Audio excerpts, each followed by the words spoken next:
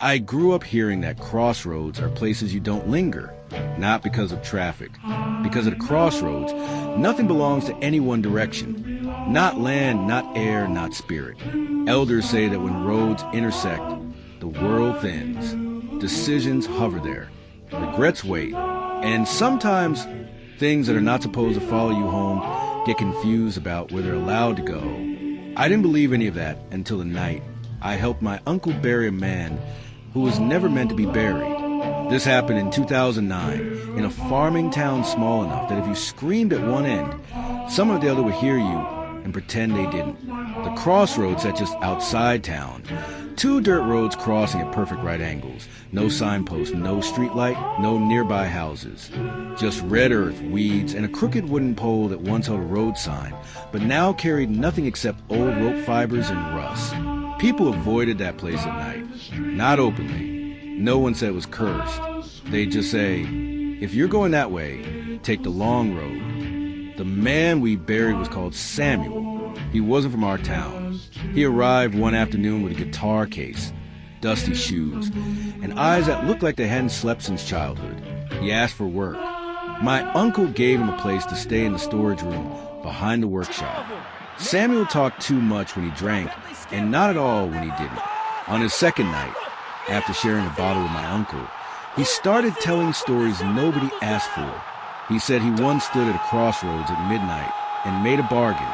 Said he wanted his music to matter, wanted people to hear him, wanted his name to live longer than his body. My uncle laughed and told him to stop talking nonsense. Samuel didn't laugh back. He said, "It worked, just not the way I expected." That night he screamed, not a normal scream, not pain, not fear. It was long and hollow, like something being pulled out of him through his mouth. By the time we got to the storage room, he was on the floor, eyes wide open, staring at nothing.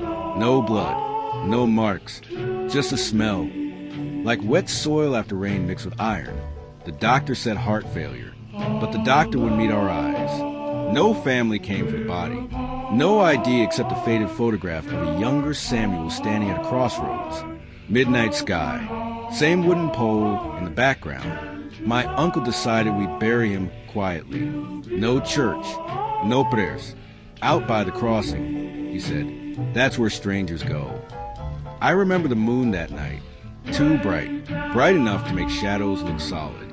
We dug the grave just off the road, where the 4 paths met. The air felt heavy, like the night was listening. As we lowered the body, I noticed something wrong. Samuel's mouth was open. We had closed it earlier. My uncle whispered for me to stop staring. We covered him quickly. As we packed the dirt, the wind came from all 4 directions at once. I swear that's true. The rope fibers on the poles started moving like fingers. Then we heard footsteps, slow, deliberate, coming from one road. A man stepped into the moonlight, tall, thin, wearing a black hat that hid his face completely. He carried nothing. No lantern, no phone. He stopped at the edge of the grave. "That's mine," he said. His voice sounded like it had been used by too many mouths. My uncle told him to leave. The man tilted his head and smiled just enough for us to see teeth that were too even, too clean. He stopped paying. The man said, "So I came to collect." I couldn't move, couldn't breathe.